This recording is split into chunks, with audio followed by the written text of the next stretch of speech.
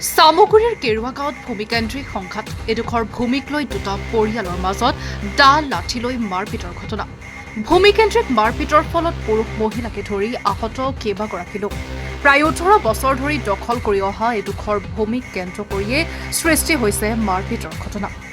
গেৰুৱাগাঁৱৰ ছাদ্দাম হুছেইন নামৰ লোকজনৰ দেউতাকে ২০০৮ চনতে কিনি থোৱা মাটি একেখন গাঁৱৰে মইনুল হক নামৰ পৰিয়ালে অবৈধভাৱে দখল কৰি অহাৰ অভিযোগ ছাদ্দাম হুছেইনৰ পৰিয়ালৰ। ছাদ্দাম হুছেইনৰ পৰিয়ালে সেই মাটিত ঘৰ বনাই দখল কৰিব লওঁতেই দুয়োটা পৰিয়ালৰ মাজত সৃষ্টি হয় মাৰপিটৰ ঘটনা।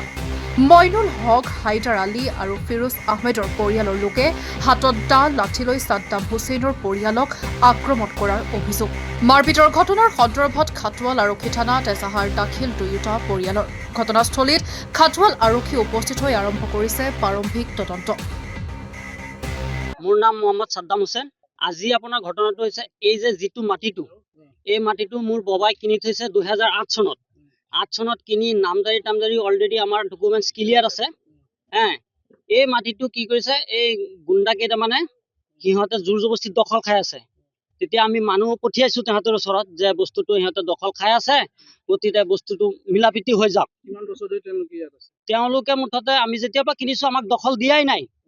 দখল দিয়া নাই মানে তেতিয়া কংগ্ৰেছ চৰকাৰ আছিল। কংগ্ৰেছ চৰকাৰ দিনক আমাক পাত্তা নিদিয়ে। যেতিয়া পাত্তা নিদিয়ে আৰু সিহঁতৰ মানে জোৰ জবস্তি লাখতি আছে, সিহঁতৰ ভাই ককাই ঢেৰ আমাক মানে আহিব নিদিয়ে ইয়াত মাটিত। তেতিয়া আমি মানুহ লগাইছো, বোলো বস্তুটো আমি সমাজে মোকামিলা কৰিব পাৰিলে ভাল, হাই কাজিয়া যাতে নহয়।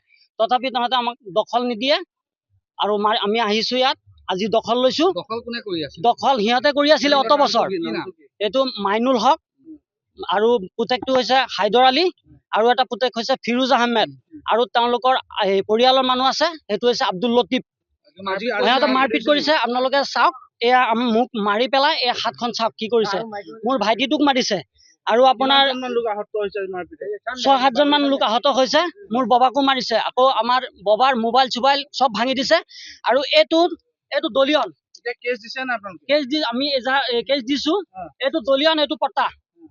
এতিয়া জেৰক্স কপি দি পঠিয়াইছিলো বাবাক আমি থানালে। এইটো তেওঁলোকে কি কৰিলে, তেওঁলোকৰ মাইকী মানুহ লগাই দিছে, যিজনীৰ নাম ৰাহিমা খাতুন। তেওঁ কি কৰিলে, এই ৰাস্তাতে ধৰি পেলাই মোৰ বাবাক অকলে পাই পেলাই কাগজ পাতি চব টানি উজৰি লৈ যায়।